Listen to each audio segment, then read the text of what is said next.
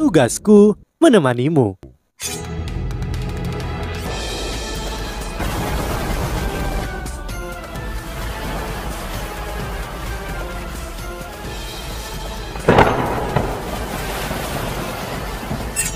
Hai sahabat Pasuk, kembali lagi bersama alur cerita versi novel Solen 2 Sekte Tang yang tak tertandingi. Jangan lupa like, subscribe, dan nyalakan tanda lonceng. Mari kita lanjutkan. Tang Wutong tersenyum dan mengangguk ke arah Dai Luoli. Dia bahagia untuk Wo Yuhao, senang bahwa dia setidaknya mengenali seorang kerabat. Kenapa kamu di sini, Luoli? Wo Yuhao bertanya. Dai Luoli berkata, tidak banyak, kecuali kita sudah lama tidak bertemu dan aku merindukanmu. Oh ya kakakku, bisakah kamu memberiku roh? Wo Yuhao menjengkel dan berkata, kamu masih raja jiwa ini sedikit terlalu dini untuk roh. Aku pasti akan menemukan roh yang cocok untukmu ketika kamu mencapai peringkat 70. Mudah bagi Wo Yuhao untuk mengidentifikasi peringkat kultivasi Dai Luoli dengan kekuatannya. Dai Luoli telah tumbuh sangat cepat selama 2 tahun terakhir dan dia seharusnya berada di peringkat 55 sekarang.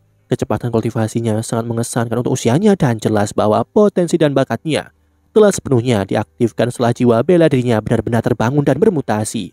Wo Yuhao akan merekomendasikan dia ke Akademi Strik untuk belajar jika masalah di garis depan tidak begitu mendesak. Selanjutnya, suasana di depan sangat cocok untuknya berkultivasi. Jiwa bela diri Dai Luoli menjadi harimau darah setelah bermutasi dan itu paling cocok untuk bertarung di medan perang. Dai Luoli akan meningkat dengan sangat cepat melalui pertempuran dan pelatihan yang berkelanjutan. Dai Luoli sangat senang ketika mendengar kata-kata Wo Yuhao. Jangan khawatir saudaraku, aku pasti akan bekerja keras untuk berkultivasi. Wo Yuhao bertanya tentang situasi kultivasinya saat ini dan memberinya beberapa petunjuk. Dai Luoli tahu bahwa sudah malam dan baru saat itulah dia pergi. Aku akan pergi kalau begitu kakak. Baiklah. Aku akan kembali ke Akademi Strik dengan kakak iparmu besok pagi. Aku harap kamu akan menjadi kaisar jiwa pada saat aku kembali. Kakakku, aku pasti akan melakukan yang terbaik. Dai Luoli hendak berbalik dan pergi. Namun dia tiba-tiba berhenti dan berbalik. Dia memiliki ekspresi canggung di wajahnya ketika dia bertanya. Kakak, apakah kamu benar-benar tidak akan mengakui dia sebagai ayahmu? Dalam 2 tahun terakhir ini, ia telah banyak menua. Kalau saja kamu berada di sisinya, cukup. Wo Yuhao menggeram tak senang. Dai Luoli tertegun. Wo Yuhao menjadi tenang sebelum melanjutkan. Pergilah, aku secara alami akan menyelesaikan bisnisku dengannya di masa depan. Setelah Dai Luoli pergi, Wo Yuhao menggosok wajahnya dengan tangannya. Tang Wutong berdiri di belakangnya dan memijat baunya. Wutong, aku benar-benar tidak tahu bagaimana memilah hubunganku dengannya selanjutnya. Sejujurnya, kebencianku padanya telah berkurang. Tapi apakah aku benar-benar tidak akan membalas ibuku? Wo Yuhao hanya bisa berbagi pikiran sejatinya dengan Tang Wutong. Tang Wutong menjawab, terlepas dari apakah kamu berencana membalas dendam atau tidak, kamu harus membereskannya cepat atau lambat. Namun, sekarang jelas bukan waktu yang tepat. Sejujurnya, tidakkah kamu berpikir bahwa hari-harinya telah ditentukan? Jika Kekaisar Ryu akan meluncurkan serangan lain di pegunungan Mingdo, Kekaisaran Starlo mungkin tidak dapat menangkis mereka. Oleh karena itu, masalah yang paling mendesak adalah memenangkan pertempuran yang akan segera datang. Setelah mendengar kata-katanya, Wo Yuhao mengangguk setuju. Ya, kamu benar. Tidak ada keluarga tanpa negara. Setelah bermeditasi sepanjang malam, baik Wo Yuhao dan Tang Wutong segera segar. Setelah itu, mereka berpamitan dengan Adipati Rema Putih sebelum kembali ke kota Strik. Di istana Kekaisaran Ryu. Apa? Pangeran telah kembali? Su Tianran terkejut ketika dia melihat Jusi yang memeluk pangeran. Meskipun dia tidak punya banyak perasaan untuk pangeran yang bukan anaknya sendiri, dia mengerti pentingnya keberadaan pangeran ini untuk stabilitas kekaisaran. Memiliki seorang pangeran berarti ada penerus tahta. Oleh karena itu ia bertekad menggunakan semua metode yang memungkinkan Jusi memulihkan untuk ada pangeran. Su Tianran kembali tenang dan bertanya, apa yang terjadi? Jusi menitikan air mata kegembiraan saat dia menjawab, aku tidak tahu apa yang terjadi. Setelah memeriksa para prajurit pagi ini, aku kembali dan menemukan pangeran terbaring di tempat tidur.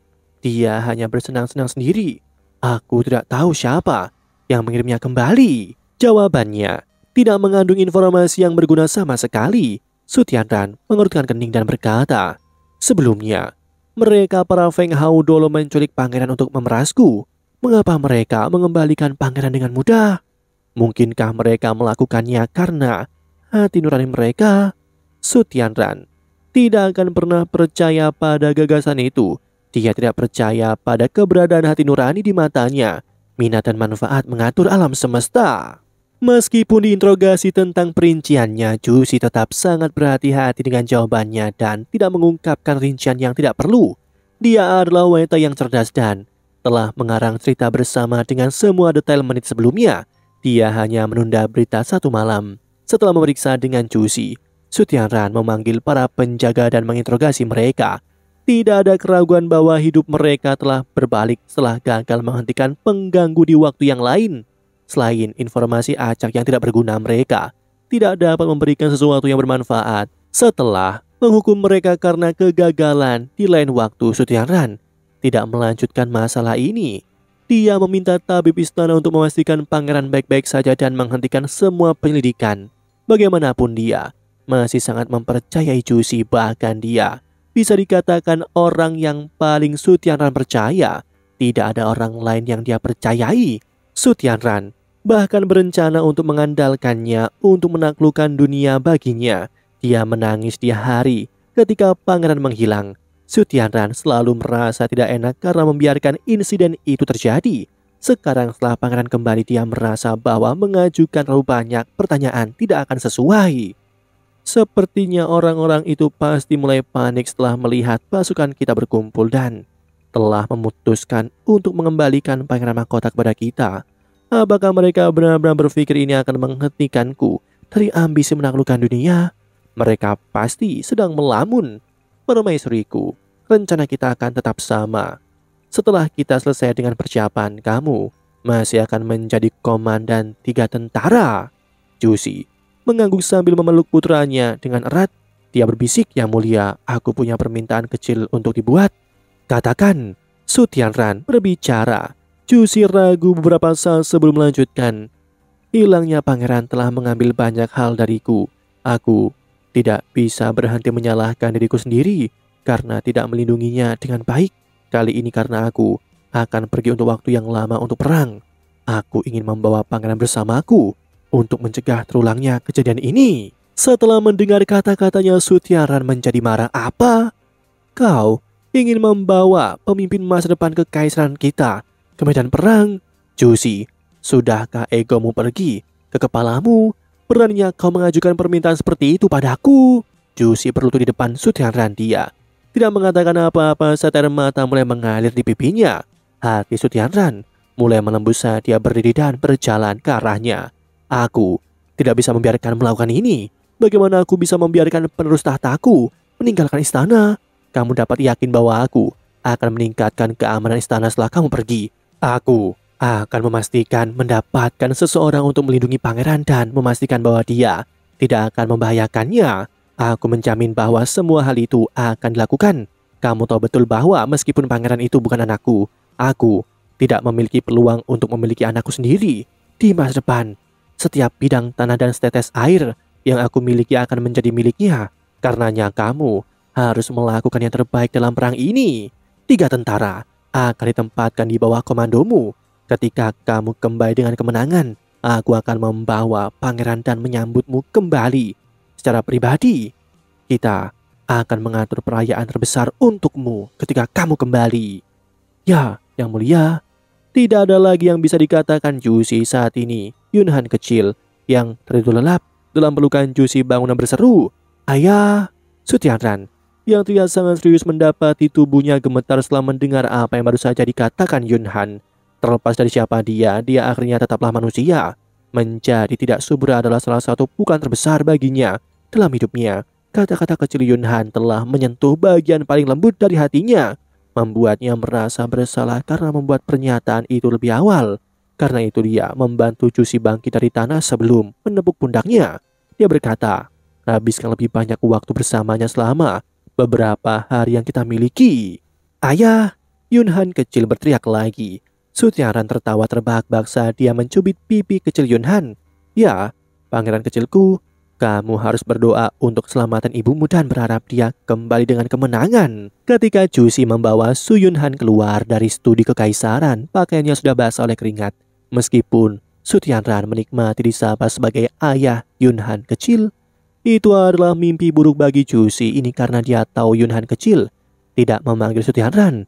Sejak anak kecil itu belajar berbicara, dia tidak pernah memanggil ayah pada Su Tianran. Meskipun ini adalah pertama kalinya Yunhan kecil memanggil secara terbuka, Jusi tahu bahwa dia sebenarnya memanggil Wo Yuhao. Balita tidak akan pernah berbohong.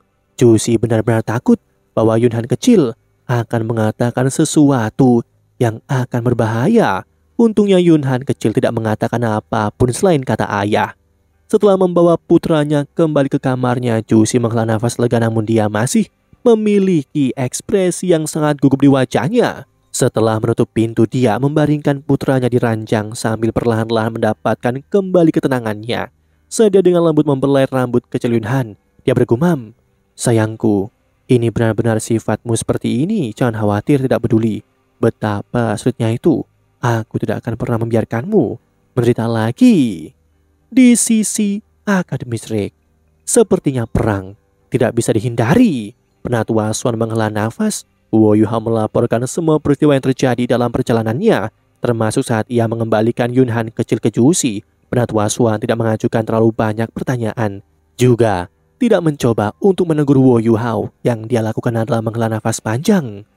Kali ini, meskipun kita telah berhasil mengisi ulang dan mempertajam kemampuan kita, Kekaisaran Ryu juga memiliki 2 tahun yang sama untuk memulihkan dan memulihkan apa yang telah hilang dan dikeluarkan.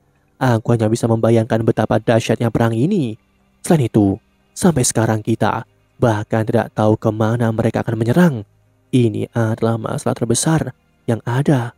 Yuhao, bagikan pemikiranmu tentang ini kepadaku. Wo Yuhao menjawab, situasi saat ini sudah menjadi cukup jelas. Kekaisaran Ryu terus memiliki keunggulan absolut atas kita. Teknologi alat jiwa mereka tetap di atas harapan kita. Jika aku harus menebak, Jusi masihlah harus menjadi komandan. Dari apa yang aku mengerti tentang dia, karena dia juga murid guru Swan, bakat militernya jauh melebihi bakatnya sebagai insinyur jiwa. Dia berpengalaman dalam strategi militer yang berbeda dan akan menjadi lawan yang sulit. Dia adalah orang yang menyusun rencana untuk menggunakan serangan mereka yang dipublikasi secara luas pada Kekaisaran Starlo sebagai umpan untuk serangan utama mereka pada Kekaisaran Tianhun. Sekarang, dia memiliki kekuatan yang lebih kuat dan besar, dan akan sangat sulit bagi kita jika kita menghadapinya secara langsung. Karena kita tidak bisa menandingi kemampuan dan kekuatan mereka, kita tidak punya pilihan selain menggunakan strategi yang tidak lazim. Berdasarkan perhitunganku, Kekaisaran Ryu pasti akan menempatkan pasukan di sisi lain pegunungan Mingdo untuk memantau pasukan Kekaisaran Starro dan mencegah mereka dari invasi. Sebagian besar pasukan mereka akan memasuki wilayah Kekaisaran Tianhun yang telah mereka tangkap dan mereka kuasai. Ini akan memungkinkan mereka untuk terhubung dengan pasukan yang telah membentengi perbatasan dan mengintimidasi sisa Kekaisaran Tianhun. Pada saat yang sama, mereka dapat terus mengancam dan menghalangi pasukan dari Kekaisaran Starlo. Meskipun daerah di mana Kekaisaran Starlo terhubung dengan tanah asli Kekaisaran Tianhun cukup berbahaya, itu jauh lebih berbahaya daripada pegunungan Mingdo. Oleh karena itu, tidak peduli apapun, Kekaisaran Ryu tidak akan pernah melepaskan keuntungan mereka. Penatua Swan mengangguk dan bertanya, "Jadi apa strategi tidak lazim yang kamu bicarakan ini?" Demikianlah kisah untuk kali ini. Sahabat Pasuk, jangan sedih, jangan bimbang, apalagi galau, karena aku kan selalu menemanimu.